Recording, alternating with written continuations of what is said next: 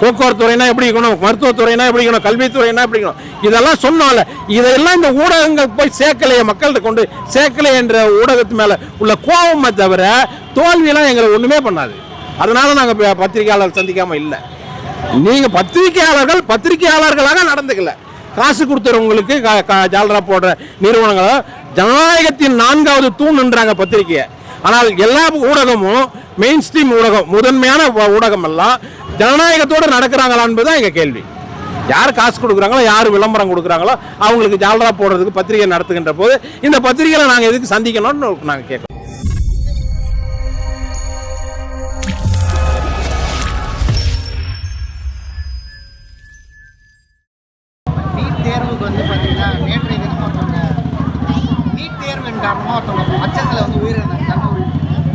இல்லை, இந்த குழந்தைகளுக்கு தான் நம்ம முதல்ல பெற்றோர்களுக்கும் குழந்தைகளுக்கும் தான் நம்ம பெற்றோரை தான் நம்ம முதல்ல சரி பண்ணணும். பெற்றோர் தான் நீ எப்படியாவது பாஸ் ஆகிடுன்னு அந்த குழந்தைகளை வலியுறுத்துறாங்க. நான் கஷ்டப்பட்டு நான் உன்னை படிக்க வைக்கிறேன், நீ எப்படியாவது பாஸ் ஆகிடுன்னு கல்வியை அந்த குழந்தை மேலே திணிக்கிறாங்க. முதல்ல அந்த குழந்தைகள் தற்கொலைக்கு போகதே பெற்றோர்களுக்கு பயந்துக்கிட்டு தான், சமூகத்துக்கு பயந்து கூட இல்லை, தங்களுடைய பெற்றோருக்கு பயந்துக்கிட்டு அந்த பெற்றோர்கிட்ட நிறைய அந்த தவறுகள் இருக்குல்ல, ஒப்பிட்டு பேசுறது. பாரு, அந்த குழந்தை அத்தனை மதிப்பெண் எடுத்திருக்கு, இந்த குழந்தை இத்தனை மதிப்பெண், இது போன்ற சூழல் தான் அந்த குழந்தைங்களை தற்கொலைக்கு தள்ளுது. நீட்டு தேர்வு என்பது இது தேவையில்லாத ஒன்று. இந்த நீட்டு தேர்வை உருவாக்கியவர்களே சாதா தேர்வு எழுதி படித்து வந்தவங்க தான். இந்த நீட்டு தேர்வை உருவாக்கினவங்களே சாதாரணமாக தேர்வு எழுதி மருத்துவர் ஆனவங்க தான் இதை கொண்டு வந்திருக்காங்க. இது மேலை நாட்டுக்கு அந்த கார்ப்பரேட் நிறுவனங்களுக்கு வருமானத்துக்கு வகுக்கிற ஒரு தேர்வு நீட்டு தேர்வு என்பது வெட்ட வெளிச்சமாக சொல்லியாச்சு. இருந்தாலும் இந்த அரசுகள் அதில் முனைப்பு காட்டி அதை நீக்கிறதுக்காக முனைப்பாக போராடல. தமிழ் அரசு அதுக்காக போராடுறாங்க. நீட் தேர்வு வேணான்னு இப்போ கொஞ்ச நேரத்துக்கு முன்னாடி சிடிஆர் நிர்மலா கூறியிருக்காங்க. நீட்டு தேர்வு வேணான்ற சொல்கிறத இதையே இன்றைக்கு இருக்கிற அந்த சிஎம் அவர்களே இன்றைக்கு சொல்லலை. அவர் அந்த தங்கை அனிதா இறந்து போனார்ல, அப்பயே அதை பார்க்க போனார்ல, அப்பயே சொன்னார் நீட்டு தேர்வு வேண்டான்னு தானே. இப்பயும் சொல்கிறாரு நீட்டு தேர்வு வேணும் அப்படின்ட்டு எந்த ஒரு அரசியல் கட்சியும் தமிழ்நாட்டில் சொல்லலை. ஆனால் அதுக்கு தீவிரமாக போராடல. ஆட்சி அதிகாரம் 5 ஆண்டுகள் திராவிட முன்னேற்ற கழகத்தின் கையில் இருந்தது.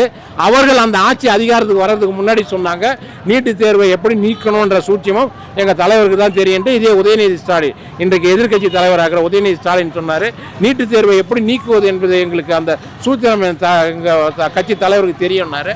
ஆனால் அந்த சூத்திரத்தை எங்கே மறைச்சி வச்சுருக்காங்கன்னு தெரியல. முனைப்பாக போராடி தமிழர்களுடைய உரிமைகளுக்காக போராடி அதை நீக்கணும். எங்கள் அண்ணன் செந்தமிழ் சீமான் சொல்கிறாரு, எல்லா மேடையிலும் சொல்கிறாரு, நீ நீட்டு அந்த பக்கம் போய் நீட்டு, என் நாட்டுக்கு தேவையில்லை, என் நாட்டில் மருத்துவம் படிச்சுட்டு வர குழந்தைகள் என் நாட்டு மக்களுக்கு மட்டும் மருத்துவம் பார்த்தா போதும், இந்திய அரசனுடைய அங்கீகாரம் கூட எனக்கு தேவையில்லைன்னு சொல்கிறாரு.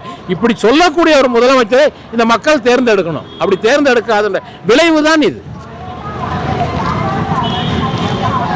காங்கிரஸோட கூட்டணியில் இருக்காங்க. ஸோ இதுக்கு முன்னாடி ரொம்ப பெருசாக பேசப்பட்டது அவங்க தேர்தல் வாக்குறுதியப்போ கச்சத்தீவு மீட்கிறத பற்றி பேசணும்னு சொன்னாங்க. ஆனால் அதன் பிறகு வார்த்தையே வராத மாதிரி இருக்கு. அந்த விஷயத்தை எப்படி இல்லை அது கச்சத்தீவை பற்றி பேசும்போது நோ கமெண்ட்ஸ்ன்னு போகிறாங்க. அது தெரியும்.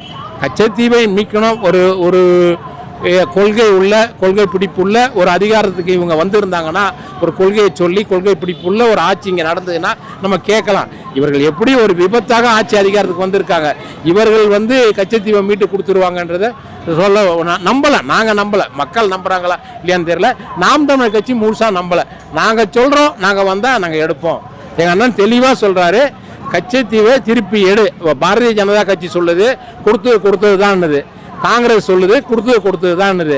அப்போ எங்கள் அண்ணன் செந்தமிழ் சீமான் சொல்கிறாரு கச்சத்தீவை திருப்பி எடு, இல்லைன்னா எங்களை பிரித்து விடு அப்படின்னு சொல்லக்கூடிய ஆற்றல் உள்ள ஒரு தலைவன் தமிழ்நாட்டில் இல்லை, அண்ணன் சீமானை தவிர. நாங்கள் என்ன பண்ணுறது? இங்கே இருக்கிற காங்கிரஸ் கட்சியுடைய அமைச்சரே பார்த்தீங்கன்னா மேகதாது அணையை கட்டினா நாங்கள் எதிர்த்து போராடுவோம்னு சொல்கிறாரு. அங்கே இருக்கிற டிகே சுகுமார் 100 பேர் வந்தாலும் சரி அதை கட்டுறது நடக்கும் அப்படிங்கிறாங்க. இந்த பேச்சுகள் எப்படி பார்க்குறீங்க? இது தொடர்ச்சியாக நடந்துருக்கு. அதுதான் நான் சொல்கிறேன். தேசிய கட்சிகள் நாங்கள் கட்சி தொடங்கும் போதே சொன்னோம், தேசிய கட்சிகள் திராவிட கட்சிகள் இரட்டை வேடம் போடும், எப்பொழுதும் மக்களுக்காகவே இருக்க மாட்டாங்க. உங்களுக்கு தெரியும், இங்கே காங்கிரஸ் மட்டும் இல்லை, இதே கம்யூனிஸ்ட் எடுத்துங்க. கம்யூனிஸ்ட் ஆட்சி கேரளாவில் நடக்கும்போது அங்கே உள்ள கம்யூனிஸ்ட் முல்லை பெரியாறில் தண்ணி தரமாட்டான்பான், இங்கே உள்ள கம்யூனிஸ்ட்டு அதை கேட்க மாட்டான், பேச மாட்டான். ஒரே கேரளாவில் இந்த நீங்கள் மூணாறு கிட்ட போனீங்கன்னாக்கா இந்த ஒரே தெருவு, அந்த தெரு கேரளா, இந்த தெரு வந்து தமிழ்நாடு. இங்கே உள்ள கம்யூனிஸ்ட்டு காங்கிரஸுக்கு ஓட்டு போடும்போம், அங்கே உள்ள கம்யூனிஸ்ட்டு காங்கிரஸுக்கு ஓட்டு போடாதம்மா. ஏன்னா காங்கிரஸுக்கும் கம்யூனிஸ்ட்டுக்கும் தான் அங்கே போட்டி, இங்கே வந்து காங்கிரஸோட கம்யூனிஸ்ட்டு கூட்டணியில் இருப்பான்.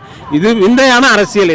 இந்த அரசியலுக்குள்ளே தான் நாங்கள் சிக்கலை. அதனால தான் யாரு கூடயும் கூட்டு இல்லைன்ட்டு நாங்கள் எப்போதும் தனியாக நிற்கிறோம். ஆனால் அதனால் வந்து வெற்றி அப்படிங்கிறது வந்து இல்லாமல் இருக்குல்ல, அது தொடர்ச்சியாக கேலி பண்ணுவது, கிண்டல் பண்ணுவது. ஒரு வெற்றி என்பது எதற்காகன்னு இருக்குல்ல, வெறும் வெற்றி பெற்றுட்டு உட்காந்து இது வரைக்கும் நிறைய உதிரி கட்சிகளே எடுத்துங்க கூட்டணி சேர்ந்து வெற்றி பெற்றாங்க. வெற்றி பெற்ற கட்சிகள்லாம் எந்த கொள்கையை சொல்லிட்டு அரசியலுக்கு வந்தாங்களோ, கட்சி தொடங்கினாங்களோ, அந்த கொள்கைகளை நிறைவேற்றினாங்களா என்பது நான் உங்ககிட்ட கேட்குறேன். நீங்கள் சொல்லுங்கள். சீட்டு வாங்கினாங்க, சம்பாதிச்சாங்க, அவ்வளோதான். அது மாதிரி சீட்டு வாங்கி சம்பாதிக்கணும்னு எண்ணம் எங்களுக்கு இல்லை. நாங்கள் இந்த நாட்டை மாற்றணும்னு நினைக்கிறோம். மாற்றத்துக்கான ஒரு அரசியல், எங்கள் கொள்கையை நிறைவேற்றணும்னு நினைக்கிறோம். எங்கள் கொள்கையை நாங்கள் நிறைவேற்ற வேண்டும் என்றால் நாங்கள் தனிச்சு நின்று வெல்லணும். நாங்கள் நம்பிக்கையோட நிற்கிறோம், வெல்லுவோம், உறுதியாக வெல்லுவோம். 8 விழுக்காடை தொட்டோம்ல, 1.25 விழுக்காட்டிலேருந்து 8 விழுக்காடை தொட்டோம். இப்போ ஒரு சரிவு. அடுத்து இப்போ ஊடகவியலாளர்லாம் சொல்கிறாங்க, அடுத்த பாய்ச்சல் நீங்கள் 40 விழுக்காடை தொடுவீங்கன்றாங்க. 40 விழுக்காடை நாங்கள் தொடுவும் போது இந்த நாடு எங்களுக்கு வசப்படும். அப்போ நாங்கள் சொன்ன கொள்கைகளை நிறைவேற்றுவோம். கட்சியை காப்பாற்றுற இப்போ வந்து எல்லாரும் லட்சியத்தை சொல்லி கட்சி தொடங்கினாங்க. ஆனால் இப்போ கட்சியை காப்பாற்றணும்னு நிற்கிறாங்க. அப்போ லட்சியத்தை கையை விட்டாங்க. நாங்கள் லட்சியத்தை சொல்லி கட்சி தொடங்கணும், லட்சியத்தை காப்பாற்றணும் நிற்கிறோம். ஆகவே தனித்து நிற்கிறோம். தோல்வியின் காரணமாக தான் சீமான் அவர்கள் வந்து ஊடகங்களை சந்திப்பதை தவிர்க்கிறார். இல்லை, ஊடகங்களை சந்திக்க தோல்வியினால சந்திக்கிறாரு. எத்தனை தோல்வியை சாத்தோம்? நாங்கள் 9-10 தோல்வியை சந்திச்சப்போலாம் நாங்கள் ஊடகத்தை, எங்களுக்கு உள்ள கோபம் இந்த நாட்டை மாற்றுவதற்கான இத்தனை நிலைப்பாடுகள் நாங்கள் சொன்னோம்ல.